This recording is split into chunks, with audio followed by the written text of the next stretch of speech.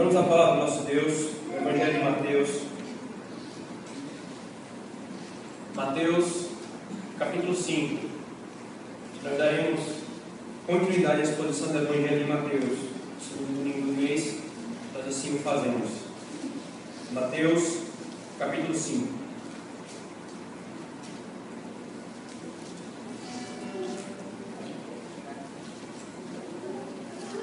Nós leremos, irmãos, o versículo 1 e 2, então nós pularemos e passaremos a ler o versículo 6 e 8, que é o texto exposto nessa manhã.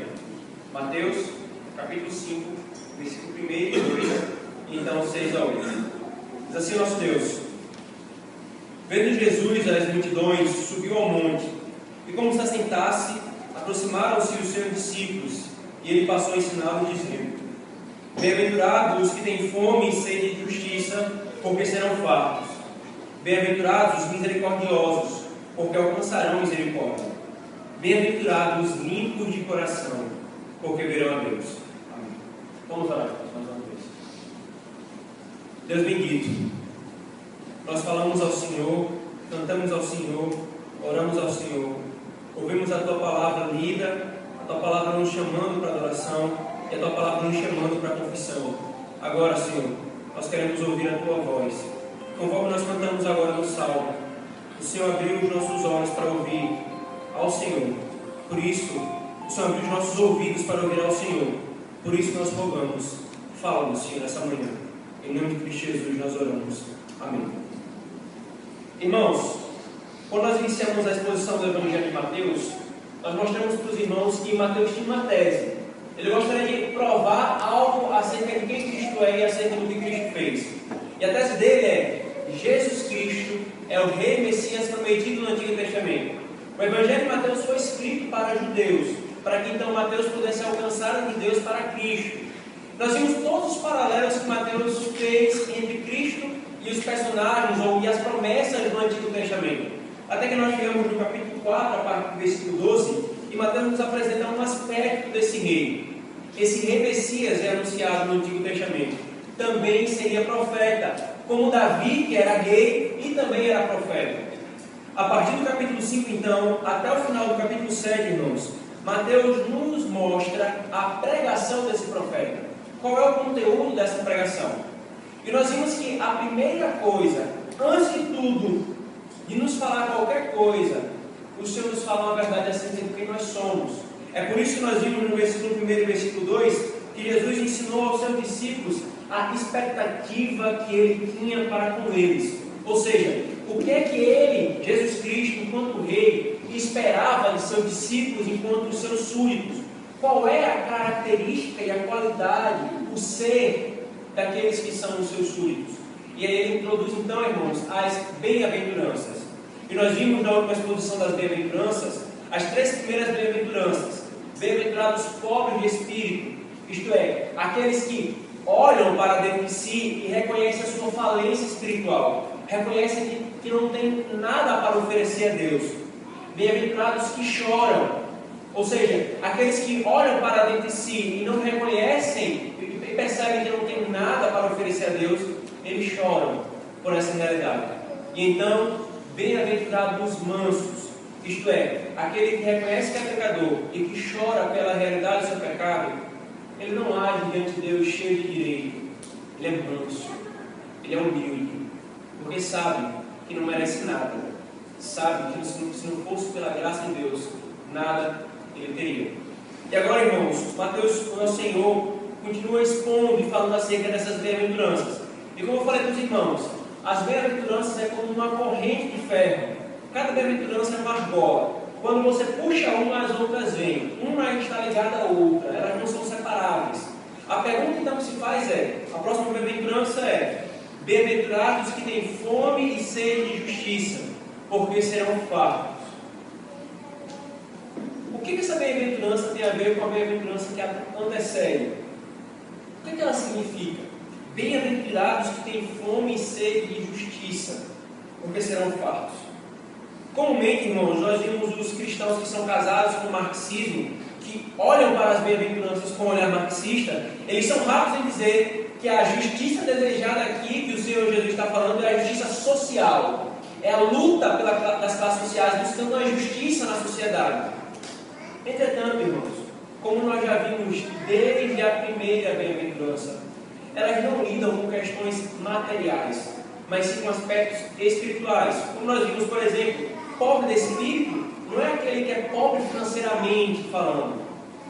Chorar não é aquele que literalmente ou necessariamente chora lágrimas, como qualquer pessoa que está em luto ou é depressiva, talvez. Mas são realidades espirituais. Pobreza espiritual. O que chora por causa do pecado do espírito. Da mesma forma, irmãos, essa bem-aventurança, ter fome e sede de espírito, envolve também esse aspecto espiritual.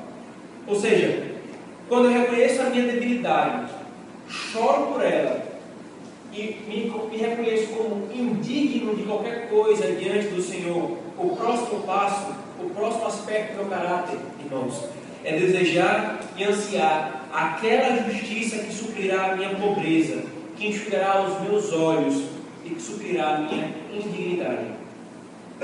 Quando eu reconheço que eu não tenho justiça, que eu sou pobre, choro, então ajo diante do Senhor como manso.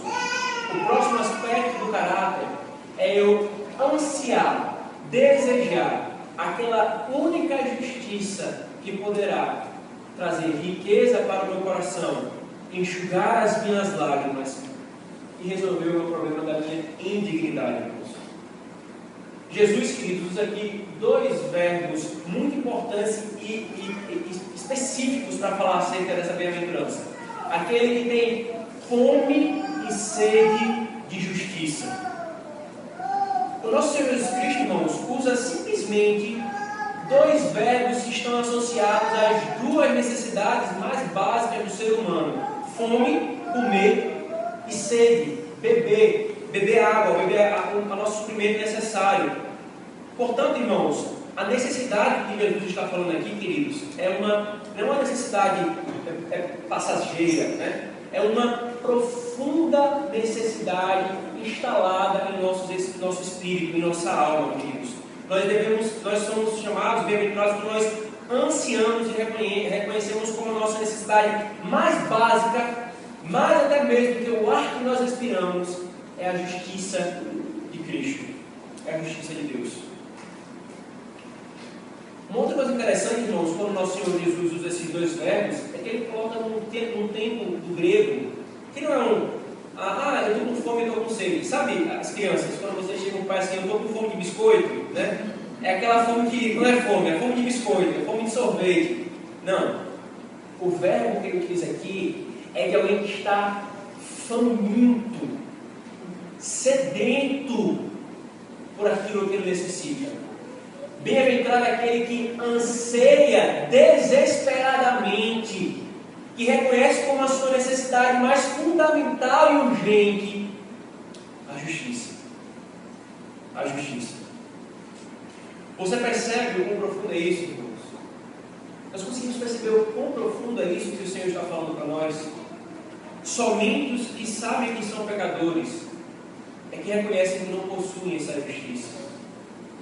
O homem que é orgulhoso, que é cheio de si, que não reconhece a sua indebilidade, que acha que é rico diante do Senhor, que é bom diante do Senhor, ele nunca vai ter fome e sede de justiça, porque ele acha que já está bem suprido de justiça, porque ele já está com o estômago da cabeça dele cheio, quando na verdade ele é o pior de todos os mendigos, tem padecido fome e não reconhece.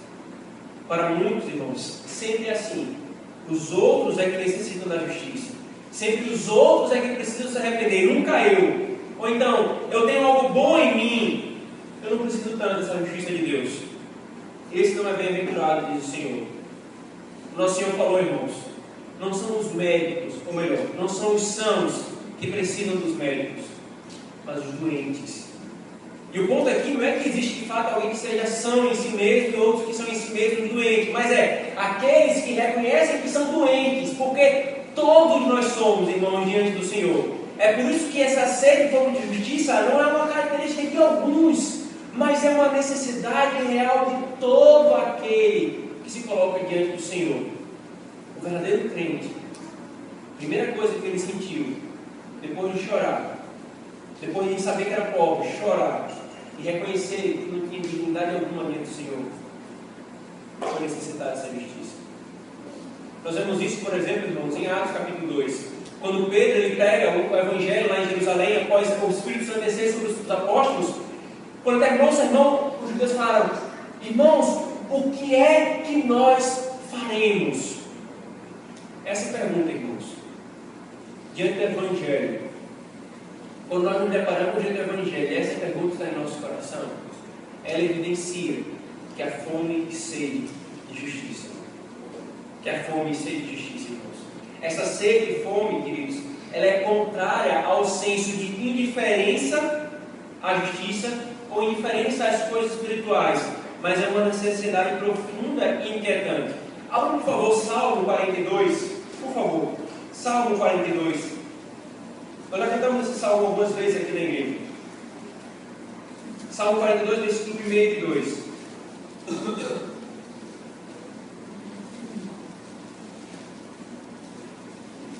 O salmista, escrevendo no deserto da Judéia, diz isso: como suspira a costa pelas correntes das águas, assim por ti, ó Deus, suspira a minha alma. A minha alma tem sede de Deus, do Deus vivo. Quando irei e me verei perante a face de Deus? Isso, irmãos, isso é ter fome e sede de justiça. Isso é ansiar por Deus. Isso, irmãos, é não tratar com indiferença a realidade espiritual que está posta continuamente diante de nós, irmãos. Essa fome e essa sede de justiça, queridos, como já falamos, a justiça que Jesus se refere aqui é aquela que nós vimos domingo retrasado na exposição de Romanos, capítulo 1, versículos 16 e 17, quando Paulo diz que é no Evangelho de Deus que é manifestado a justiça de Deus. E que justiça é essa que nós vimos? Envolve tanto o atributo de Deus, os atos de Deus, como a dádiva de Deus. Quando Deus dá a sua justiça aos homens. Não é uma justiça social, não é uma luta de classes ou qualquer uma dessas idiosincrasias humanistas. Não. É a justiça que realmente faz sentido e que todos necessitam. Não é apenas um grupo da sociedade que necessita. Todos os seres humanos, homens, mulheres, pobres e ricos, jovens e velhos, todos nós necessitamos dessa justiça, irmãos. Por isso, Martin Lloyd Jones, queridos, expondo esse texto, ele diz o seguinte: o anelo pela justiça, a atitude de quem tem fome e sede de justiça, em última análise, aponta para o desejo de receber libertação do pecado, em todas as suas formas e em sua própria manifestação. O que está por trás dessa fome e sede de justiça, irmãos, Lloyd Jones comenta: é o desejo de ser livre do pecado, ele ser revestido plenamente pela justiça de Deus. Eu tenho fome e sede de justiça porque eu aborreço o que gera a fome em mim. O crente, irmãos, ele odeia o pecado. E nós precisamos, queridos, trabalhar diligentemente para que o pecado seja aquilo que nós mais odiemos. Porque não há nenhuma outra coisa que isso mais odeio, senão o pecado. Não há nenhuma outra coisa que causou mais dor em nosso Senhor do que o próprio pecado do seu povo que levou para a cruz. O pobre de espírito reconhece isso e deseja estar livre disso. Ou seja, ter fome e sede de justiça indica o anelo do homem de se ver livre do próprio desejo de pecar. Embora ele perceba que, mesmo sendo regenerado, ele ainda, ou melhor, embora não, ele percebe que, mesmo sendo regenerado, ele ainda possui a natureza pecaminosa em si. O velho homem que insiste em querer lutar para tomar de volta o poder. O homem e a mulher que tem fome e sede de justiça, ele deseja se ver livre desse velho homem. Ele quer que ele morra totalmente, dia após dia, e espera ansiosamente. É por isso que nós cantamos coisas do tipo: Senhor, mata o meu inimigo, destrói o meu inimigo, e o meu maior inimigo sou eu mesmo, é o meu velho homem. Eu tenho fome e sede da tua justiça, Senhor. Eu preciso do Senhor. Em outras palavras, irmãos, está o indivíduo nela por aquela libertação chamar de a corrupção do pecado. O pecado corrompe toda a nossa essência. E nós queremos então nos ver livres disso. Ter fome e sede de justiça é desejar livrar-se do seu próprio eu. Do seu próprio eu. O ponto fundamental aqui, irmão, nessa bem-aventurança, é a promessa que se segue. Aquele que tem fome e sede de justiça, o texto diz o quê? Volta comigo, Mateus capítulo 5. Quem tem fome e sede de justiça, porque serão fartos. Irmãos, você sabe que um faminto, padecendo de fome, ouvir essa promessa, você será farto. Essa promessa que o Senhor dá, irmãos, para todos aqueles que anseiam a justiça verdadeira. Eu lhe satisfarei, eu suprirei a sua necessidade. Você continuará tendo fome e sede de justiça, porque a sua corrupção é profunda, mas chegará o dia em que eu te livrarei totalmente dessa corrupção, e você estará totalmente farto. Farto. Isso nos consola, irmãos. Isso nos consola profundamente. A palavra satisfeito, queridos, está posta aqui exatamente na forma passiva, ou seja, eu serei farto. Não sou eu que vou me satisfazer, quer por minha obediência à lei, quer por algo bom intrínseco a mim, quer por qualquer outra luta que eu venha fazer na sociedade. Não sou eu que satisfaço a justiça. A primeira justiça que o homem precisa, irmãos, para além de qualquer justiça que Estado ou qualquer juiz possa dar, é a justiça de Cristo. Nós não podemos nos esquecer disso, irmãos, porque se nós nos esquecermos disso, nós vamos ficar trabalhando por aquilo que não é pão, nós vamos ficar trabalhando por aquilo que não é vinho, quando o Senhor disse: o essencial que o homem precisa não é de um governo justo. Sim, também é um governo justo. É por isso que, como crente, nós pregamos o Evangelho. É por isso que, como crente, nós procuramos ter uma teoria, uma filosofia política, bíblica. Mas é muito além disso. É a justiça de Cristo. Sem a justiça de Cristo, o homem pode receber toda a justiça social, toda a justiça dos tribunais dos homens. Ele irá para o inferno, justiçado pelos homens, mas diante de Deus, culpado. É por isso, irmãos, que esse homem deseja isso. A primeira satisfação, então, é nessa vida, queridos. Nós somos satisfeitos com a justiça de Cristo, com a justiça de Deus, na justificação. Quando o Senhor Jesus Cristo nos veste de sua justiça, nós somos satisfeitos. Aquilo que afligia a nossa consciência é acalmado. A segunda justiça que nos é vestida, irmãos, é exatamente a satisfação na vida futura, que é a glorificação, quando nós seremos para sempre e plenamente justos, como nosso Senhor Jesus Cristo é.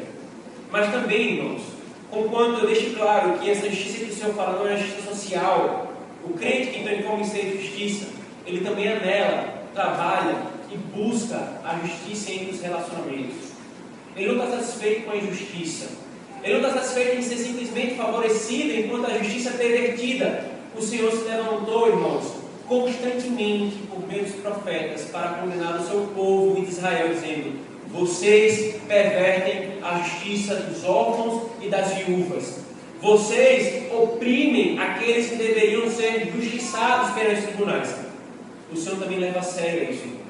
Por isso o crente também se importa em que a justiça seja satisfeita. Não simplesmente que ele seja favorecido ou a sua ideia seja favorecida, mas que a justiça seja feita diante do Senhor. Diante disso, irmãos, como está a nossa fome e a nossa sede pela justiça de Deus? O que é que nós mais ansiamos, irmãos, nessa vida? O que ocupa o anseio do nosso coração, irmãos? O que eu mais anseio é ter dinheiro, é ter conforto. Ou se nós abríssemos os nossos corações e expuséssemos aqui no nosso meio, qual é o anseio que estaria mais premente aqui diante de nós? É a fome e a sede de justiça? Ou a fome e a sede pelas coisas dessa vida, desse mundo? Você se depara com o seu coração pobre e incapaz de agradar a Deus. Você age de maneira indiferente e se entregando, ou você anseia por aquilo que Deus quer lhe dar, a sua justiça? Você percebe como falta é a sua própria justiça? Ou você acha que você é bom em si mesmo, que está totalmente liberto do pecado? Ou que, pelo contrário, nós necessitamos da libertação do pecado? Como você, crente, lida com a justiça no tocante aos relacionamentos dos outros? Marido, no seu relacionamento com sua esposa, você quer sempre estar certo? Ou você quer que a justiça e a glória de Deus seja estabelecida sobre a sua casa? Esposa, você quer sempre estar certa? Ou você quer que a justiça de Deus e a glória de Deus seja estabelecida em sua casa? Como nós lidamos com isso, irmãos?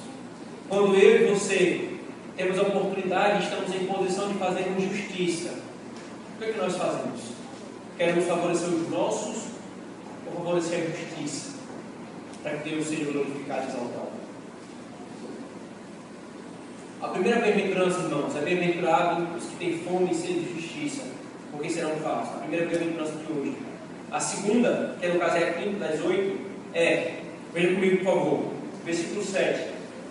Bem-aventurados os misericordiosos, porque alcançarão misericórdia.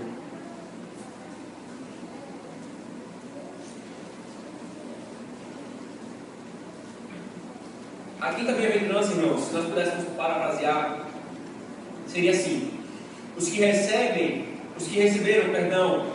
por misericórdia, a justiça que não lhes pertencia, serão, e espera-se que sejam, misericordiosos com os que necessitam de misericórdia.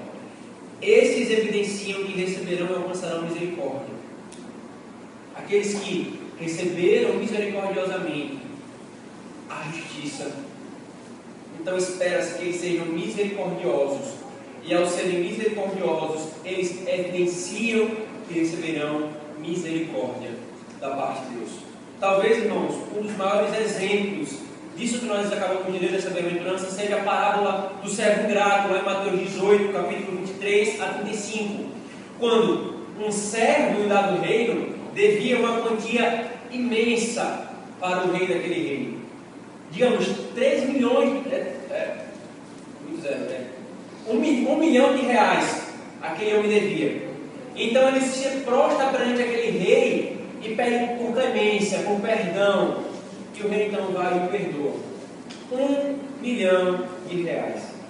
Mas quando aquele servo encontra um conservo, um subordinado seu, que ele devia 100 reais, ele estrangula aquele homem, manda-o colocar na cadeia, até que ele pague 100 reais. Os servos daquele servo, os colegas daquele servo, foram relatar isso ao rei. E o rei chama ele: eu te perdoei 1 milhão de reais, e você não soube perdoar 100 reais, você será lançado agora em prisão, para que você pague tudo. Aqueles que recebem misericórdia, irmãos, espero que eles sejam misericordiosos com os demais. Abra, por favor, Lucas, capítulo 6, versículo 36. Ser misericordioso, irmãos, é uma ordenança de nosso Senhor. Lucas, capítulo 6, versículo 36.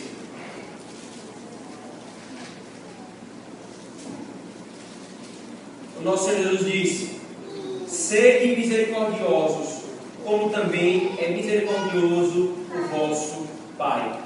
Abra, por favor, 1 Pedro, capítulo 3. 1 Pedro, capítulo 3, versículo 8. Finalmente, serem todos de igual ânimo, compadecidos, fraternalmente amigos, misericordiosos e humildes. A misericórdia, irmãos, é uma ordenança que o Senhor traz para o seu povo, para que sejamos misericordiosos. A misericórdia, então, irmãos, é colocar o nosso coração na miséria do outro. Nós nos inclinamos para a debilidade e a fraqueza do outro. Ao invés de sermos indiferentes ou até mesmo ativamente opostos à fraqueza do outro, nós nos inclinamos à fraqueza do outro, queridos. Enquanto a graça, irmãos, ela consciente, ou seja, ela se rebaixa diante da questão do pecado como um todo, a misericórdia contempla especialmente a miséria e consequência do pecado. O nosso catecismo, irmãos, tem uma percepção fantástica, perfeita acerca disso. qual foi a consequência do pecado, do primeiro pecado de Adão na nossa vida? A consequência foi o homem que estava em um estado de inocência e sem pecado, agora estava em um estado de pecado e miséria. A graça, ela se derrama sobre o pecado. A misericórdia se derrama sobre a miséria, que é consequência do pecado. Portanto, irmãos, ser misericordioso é condescender com as fraquezas de nossos irmãos. É importante destacar aqui, queridos, que não está envolvido apenas no mero sentimento de compaixão, né? Como assim, eu tenho pena de fulano, né? Aquele sentimento genérico. Não é isso. Mas há um profundo desejo e até mesmo a ação para que a situação de aflição seja aliviada e seja revertida. É misericórdia espiritual, misericórdia material.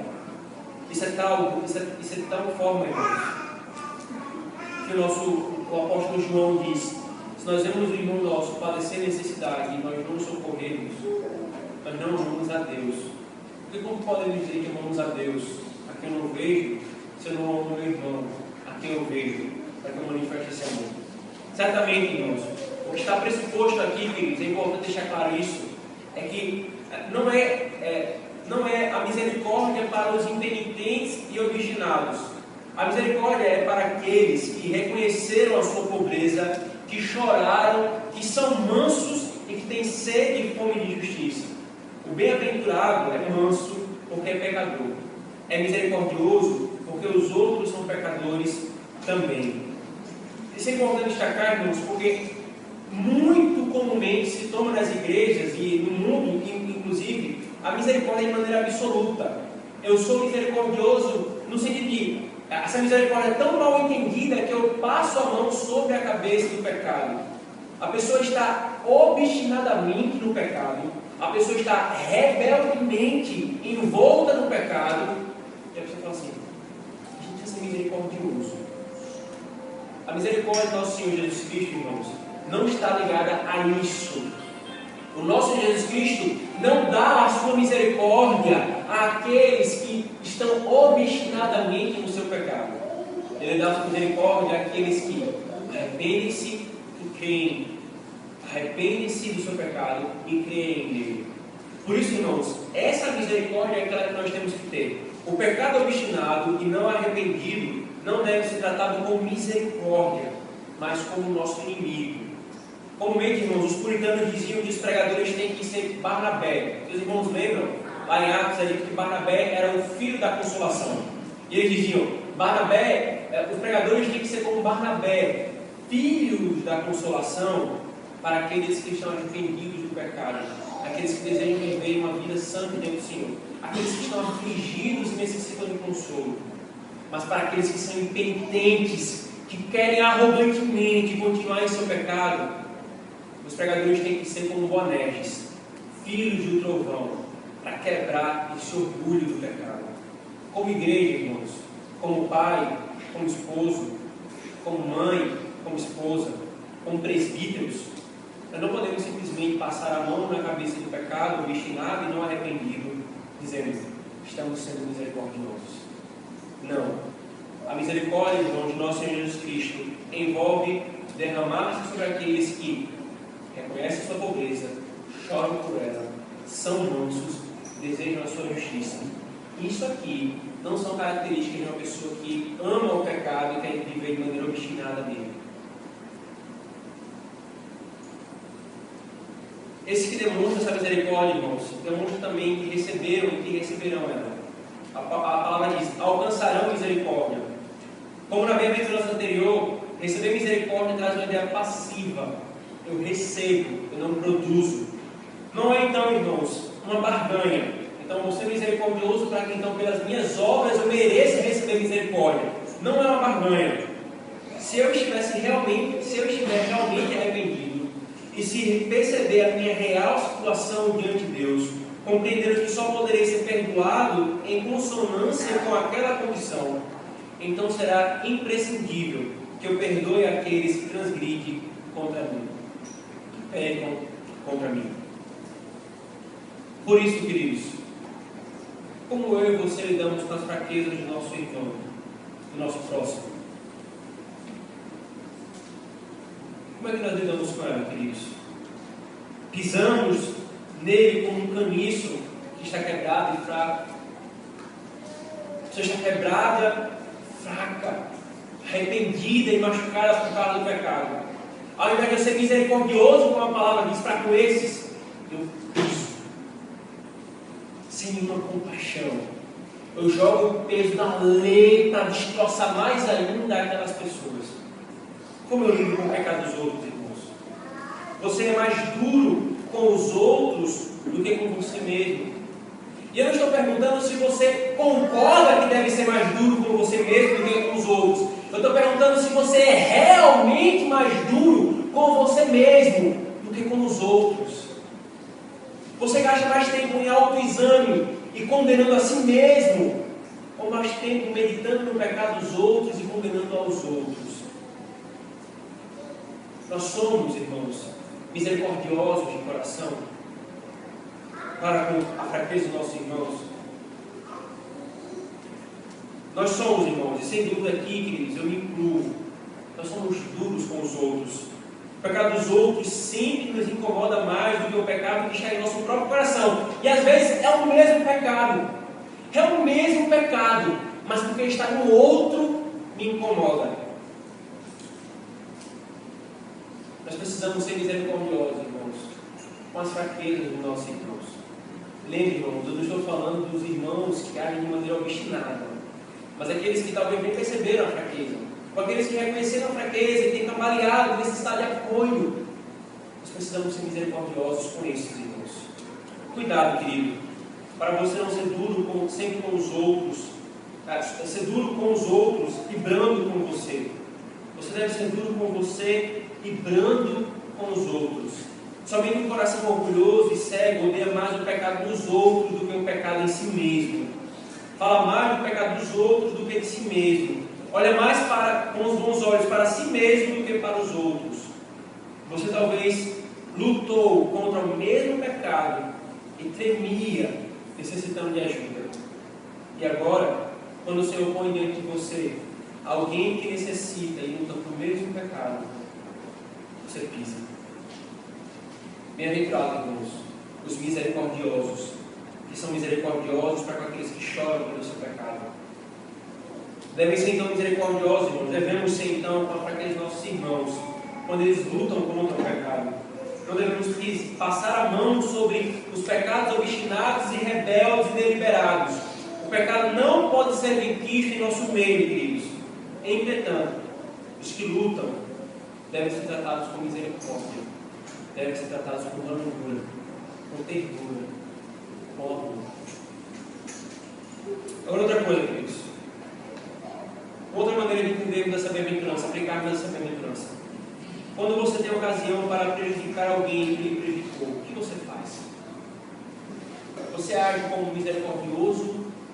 Você age como um juiz imparcial? Quando você tem a ocasião de se vingar de alguém que lhe prejudicou, você é misericordioso ou você quer que cada centavo da justiça seja pago? Irmãos, eu não estou falando da justiça civil, tá bom, irmãos? A justiça civil, se um crime é cometido ou um mal é feito, a justiça civil ela deve ser cumprida. Nós estamos falando do nosso coração. Enquanto nós perdoemos um criminoso, que o seja, nós perdoamos o criminoso como a palavra de Deus manda, mas ele vai ser julgado diante dos homens. Isso não isenta a necessidade, a consequência do seu pecado. O ponto que eu estou falando aqui é das relações ordinárias. O nosso coração, quando eu tenho ocasião para tal, o que eu faço? Sempre queremos ser socorridos com misericórdia, mas não queremos fazer isso com os outros. Estamos atentos à misericórdia que recebemos, irmãos. Estamos atentos à misericórdia que recebemos. Meditando sobre ela, olhando para o Cristo que é misericordioso, nos dará fundamento para sermos misericordiosos com os outros que necessitam de misericórdia. Bem-aventurados que têm fome e sede de justiça, porque serão fartos. Bem-aventurados os misericordiosos, porque alcançarão misericórdia. E a última bem-aventurança, irmãos, dessa manhã é versículo 8. Bem-aventurados os limpos de coração, porque verão a Deus.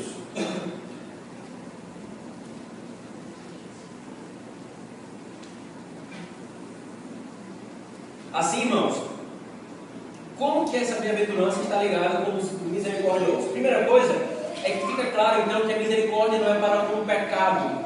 A misericórdia é para aquele que necessita realmente de misericórdia. Porque o Senhor falou, o misericordioso, ele também vai ser puro de coração. E o puro de coração não ama, desculpe, irmãos, não ama e não acaricia o pecado. Mas o ponto aqui também é, irmãos, quando você se depara com essa bem-aventurança, bem-aventurada a pureza de coração. Queridos, se você está entendendo que essa bem-aventurança se fala e a profundidade dessa palavra, puro de coração, a primeira coisa que vai vir em nós é uma aflição. A primeira coisa que vai falar assim, pastor, como assim puro de coração? Pastor, eu não sou puro de coração. Irmãos, eu sou a primeira pessoa que vai falar isso para os irmãos. Angustiado. Como pode ser bem-aventurados puros de coração, se nós não somos puros de coração? O que essa pureza de coração e essa limpeza significa, queridos? Há um duplo aspecto aqui, irmãos, que pode ser resumido em duas palavras. Primeiro, são aqueles que são puros de coração pela justificação, e os que são puros de coração pela santificação. Justificação e santificação. A pureza que é dada em um lado do próprio Cristo em nós, e a pureza que é uma obra de Cristo em nós, na qual nós trabalhamos obedecendo a palavra de Deus. Ambos são puros de coração, mas tem uma coisa aqui, irmãos, tanto na justificação quanto na santificação, que é o ponto que Jesus quer dizer aqui. O puro de coração é aquele que não é apenas exteriormente, é aquele que é interiormente. Lembremos, irmãos, que todo o Sermão do Monte, nós falamos isso na introdução do Sermão do Monte, é um contraste entre o povo de Deus e o falso povo de Deus. Isto é, o povo de Deus e os fariseus e os religiosos, o povo de Deus e os gentios, os que não são o povo de Deus.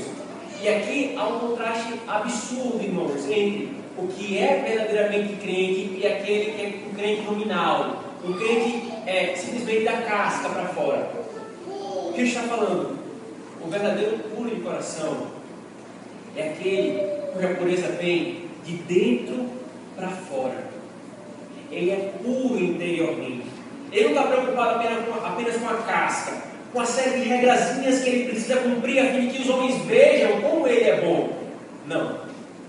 Ele está preocupado lá dentro, onde ninguém vê, onde o pastor, o presbítero, a esposa, o esposo, ninguém vê.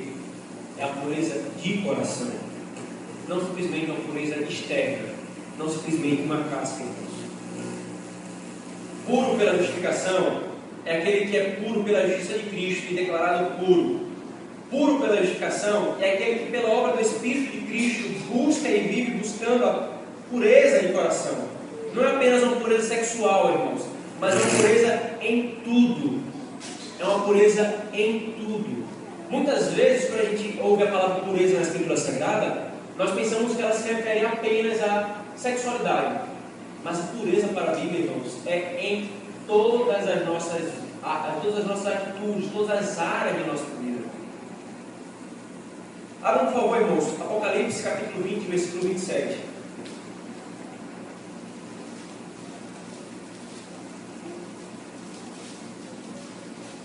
Apocalipse capítulo 21, versículo 27.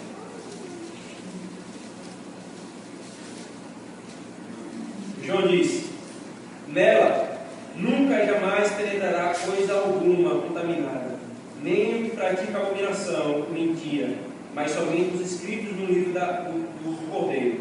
Apocalipse 22, 14 e 15. Bem-aventurado aqueles que lavam as suas vestiduras no sangue do Cordeiro, para que lhes assistam direito à árvore da vida e entrem na cidade pelas portas.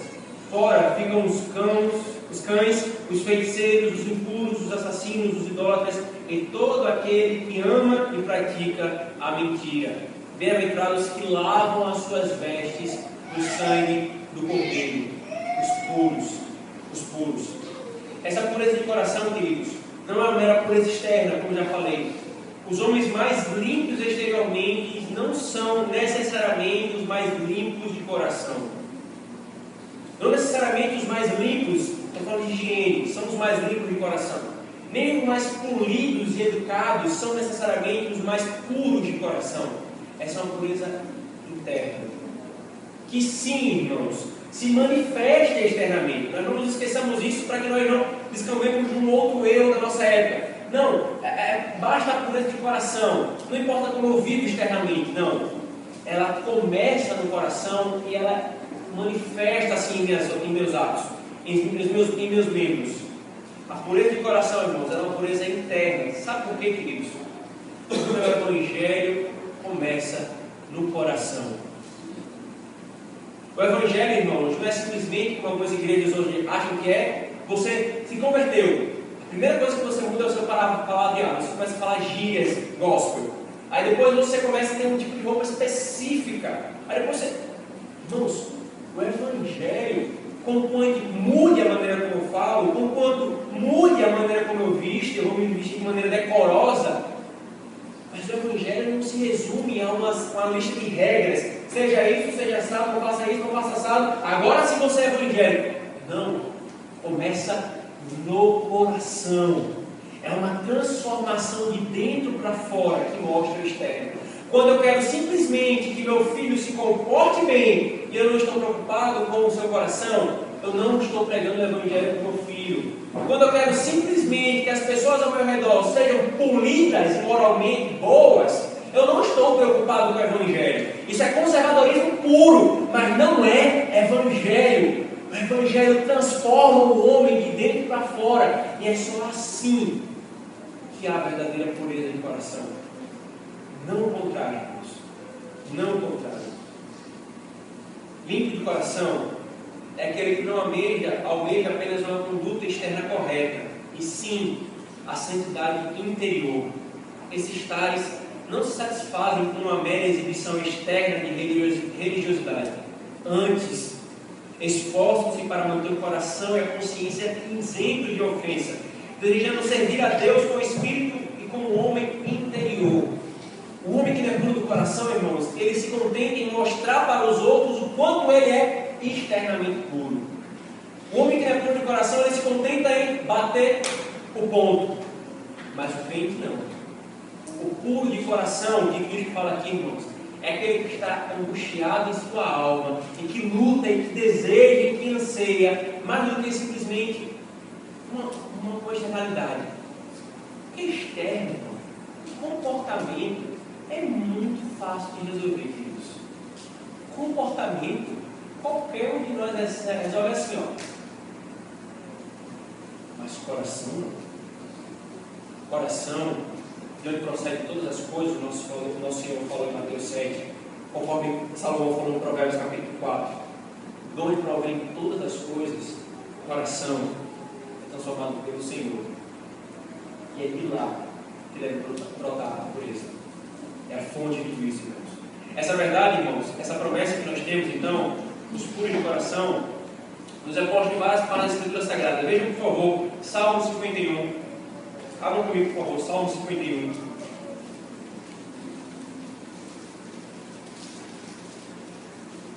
Versículos 6 e 10.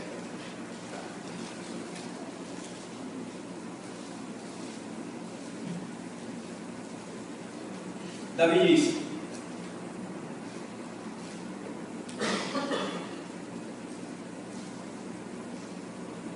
perdão, irmão, versículo 7. Purifica-me com o sopro e ficarei limpo. Lava-me e ficarei mais alvo que a neve. Agora versículo 10. Cria em mim, ó Deus, um coração puro e renova dentro de mim um espírito inabalável. Irmãos, quem escreveu isso aqui foi o rei Davi, após cometer pecado do adultério. Davi, ele externamente poderia ser um bom rei. Externamente, o seu império, o seu reinado estava em ascensão, ele estava dominando todos os povos ao seu redor, estava fazendo coisas maravilhosas. Mas quando ele se depara com a realidade do seu pecado, ele percebe: meu coração não estava puro diante do Senhor. Crie em meu Deus um coração puro. Salmo 24, por favor, irmãos. Salmo 24, versículo 3, 4 a 3. Quem subirá ao monte do Senhor? Quem há de comparecer no seu santo lugar? O que é limpo de mãos e puro de coração, que não entrega a sua alma à falsidade, nem jura dolosamente. Salmo 73, versículo 1. Salmo 73, versículo 1. O salmista diz: com efeito, Deus é bom para com Israel, para com os puros de coração. Atos, por favor, irmãos. Atos capítulo 15. Atos capítulo 15, versículo 9. E o Senhor não estabeleceu distinção entre nós, os judeus, e eles, os gentios, purificando-lhes pela fé o coração. E aqui é um ponto importante, irmãos. Como é que o nosso coração é purificado e temos um coração puro diante do Senhor? Pela fé. Pela fé. Não por nossos atos, porque os nossos atos nunca serão puros. O nosso coração, enquanto nós estivermos nessa carne corruptível, nunca brotará coisas puras por si mesmo. Mas é pela fé. Pela fé em Cristo é que nós somos tornados puros. E Paulo fala em 1 Timóteo 1,5: Timóteo, invoca a Deus junto com aqueles que invocam o coração puro, a igreja do Senhor. Aqueles irmãos que são igreja do Senhor, são diante do Senhor coração puro. Amam a pureza, desejam a pureza, mais do que qualquer coisa, irmãos. Qual a promessa então que o Senhor nos dá, queridos, diante disso? A promessa dada é: esses que são puros de coração verão a Deus. Quando nós formos puros totalmente pela glorificação, então, irmãos, nós teremos plenamente o gozo dessa promessa. Abram, por favor, Hebreus capítulo 14, versículo 14. Hebreus 12, versículo 14.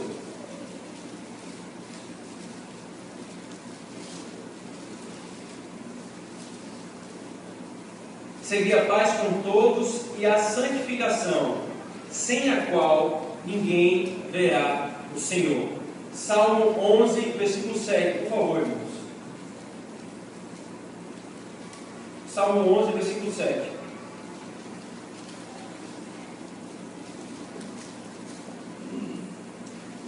Porque o Senhor é justo, Ele ama a justiça, os retos lhe contemplarão a face. E por último, irmãos, 1 João 3, 2. 1 João 3, 2.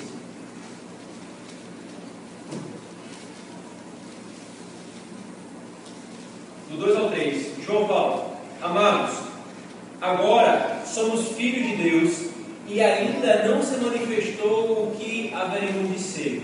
Sabemos que, quando Ele se manifestar, seremos semelhantes a Ele, porque haveremos de vê-lo como Ele é. E a si mesmo se purifica todo o que nele tem essa esperança, assim como Ele é puro.